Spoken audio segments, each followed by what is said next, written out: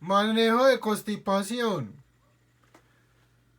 Para estos pacientes lo principal es la dieta. Entonces hay que tener una dieta con alto contenido de fibra. Segundo, hay que mirar si tiene o no síntomas asociados. Puede que el paciente tenga constipación, puede que el paciente tenga un hábito intestinal menor de 3 veces por semana, pero que no tenga ningún síntoma, que no tenga dolor, que no tenga distensión abdominal. Si el paciente no tiene síntomas, no hay problema. Cuando se evalúa tratamiento farmacológico, uno que no mejore con cambios en la dieta y lo otro pues que sea muy sintomático. Entonces dolor abdominal, distensión abdominal, dolor con las deposiciones, ahí es que se consideran medicamentos. Detalle: varios de los medicamentos que se utilizan para constipación pueden empeorar el cuadro a largo plazo. Eso se llama desensibilización del colon. Si utiliza medicamentos muy seguido, el colon se vuelve, comillas, perezoso y la constipación empeora cuando el paciente suspenda el medicamento. Entonces también para que lo tengan en cuenta. Manejo entonces dieta con alto contenido de fibra. Algunos medicamentos no dan esa desensibilización. Entonces lo que se llaman medicamentos con efecto osmolar, laxantes osmolares, la lactulosa, el sorbitol, el fosfato de sodio, el polietilenglicol, no dan tanto esa desensibilización. ¿Qué hacen estos medicamentos? Entonces los osmóticos arrastran líquido, arrastran volumen en el colon. Al aumentar el líquido en el colon, ponen las heces más grandes, ponen las heces más blanditas. Eso estimula la mucosa y ayuda a la deposición. Y hay otros que activan, que irritan la mucosa y ahí se genera la deposición. Entonces pueden arrastrar volumen al colon, disminuir viscosidad de las heces, aumentar el tamaño de las heces, estimular la mucosa, o irritar directamente la mucosa para generar la deposición. Ejemplos: entonces el psyllium se ve mucho en un compuesto comercial que es el metamucil. Eso actúa después de un par de días. El paciente debe tomar mucho líquido, consume el psyllium, el metamucil, y después de un par de días tiene las deposiciones. Tengan en cuenta que estos pacientes deben tomar mucho líquido.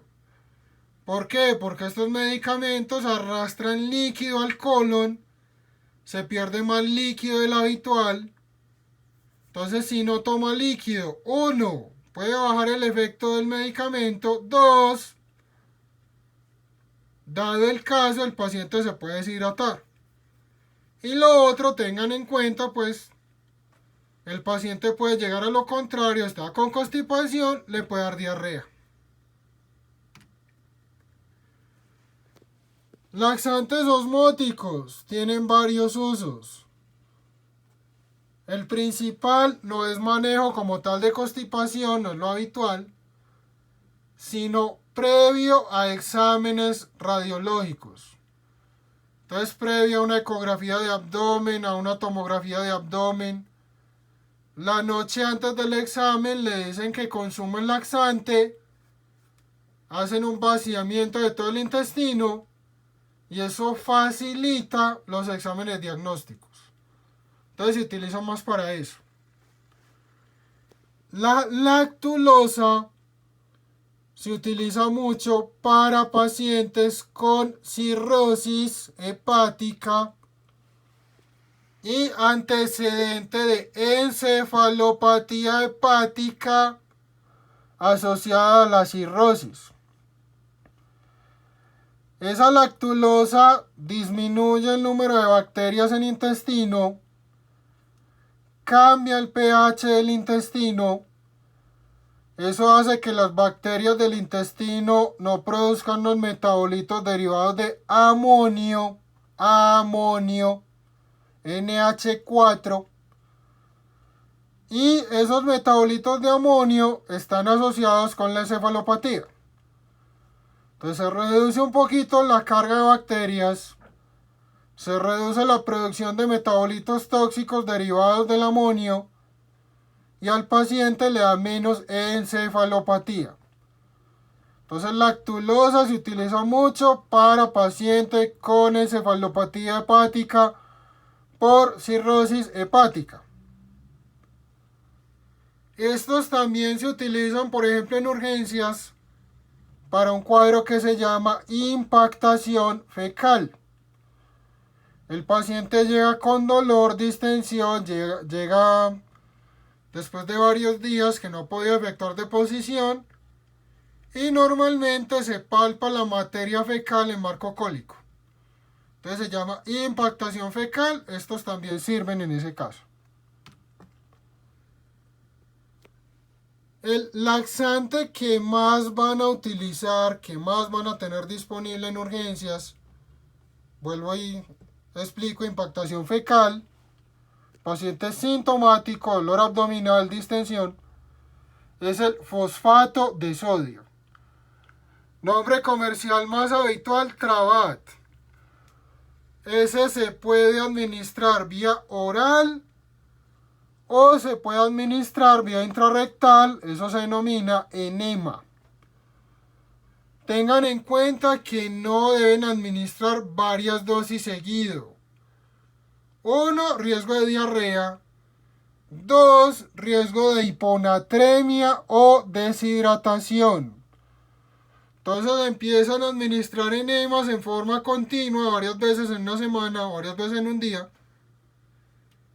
Deshidratación, hiponatremia. Riesgo de hiponatremia, recuerde, alteraciones neurológicas.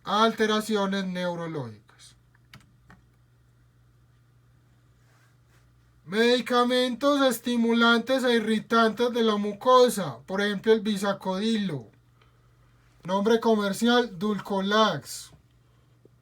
La tableta viene de 10 miligramos. Se toma una tableta en la noche con medio vaso de agua y el paciente presenta la deposición en la mañana al otro día. Este puede generar desensibilización del colon. Entonces no es para uso crónico. Salvo pacientes que no puedan hacer Valsalva. Un paciente con un infarto agudo del miocardio reciente, un paciente con aneurisma de aorta abdominal o con aneurisma del sistema nervioso central, hace Valsalva, se muere.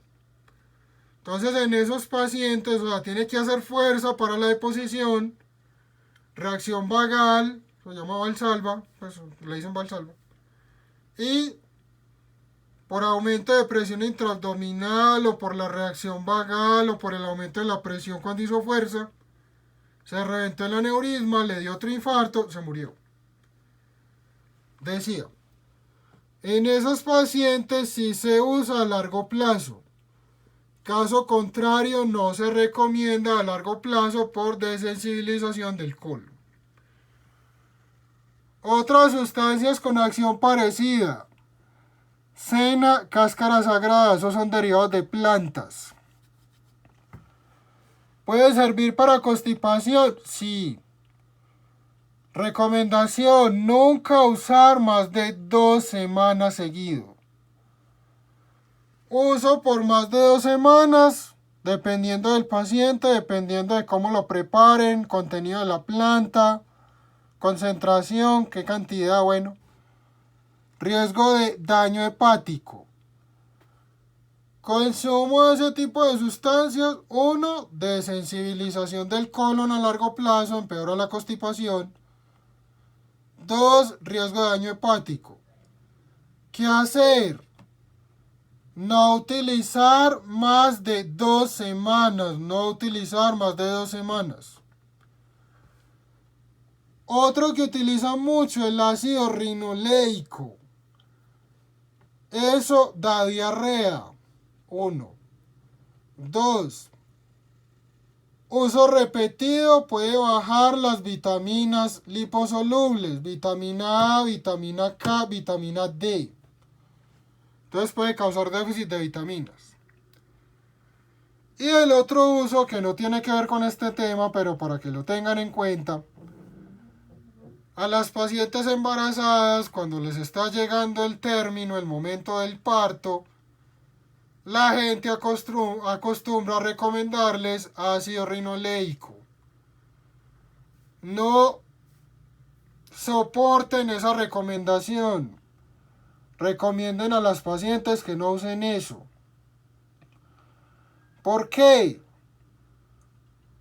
Primero, con las contracciones y fuera de eso con la diarrea. Bien.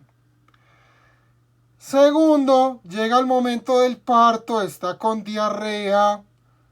El parto se debe efectuar o el parto debe hacerse en una zona aséptica con limpieza. Si tiene diarrea va a contaminar y eso aumenta el riesgo de una infección.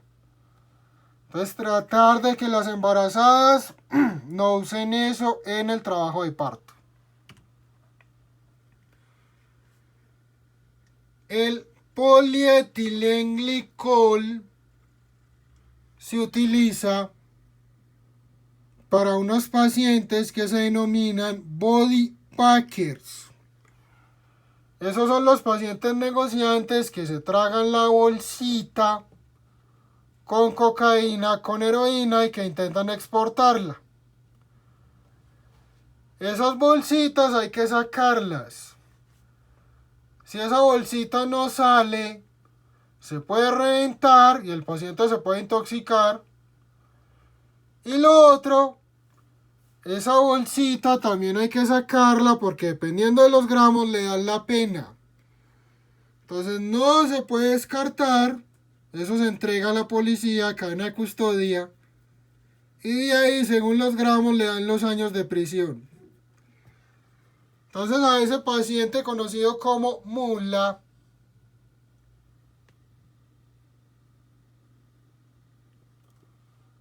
le pasan una sonda nasogástrica, le administran polietilenglicol por esa sonda y se le aplica más o menos 1.5 a 2 litros por hora. Tengan en cuenta que es mejor por sonda porque puede dar vómito. Y toca estar pendiente de cada vez que tenga deposición para mirarlo de las bolsitas. Entonces, polietilenglicol, pacientes body packer o paciente intoxicado, esta dosis. Paciente que tenga el polietilenglicol, que reciba el polietilenglicol como preparación de examen radiológico, es una dosis mayor. Son 4 litros, ahora sí, vía oral, no por sonda, vía oral, cada 2 a 4 horas. Ojo que puede dar mucho vómito.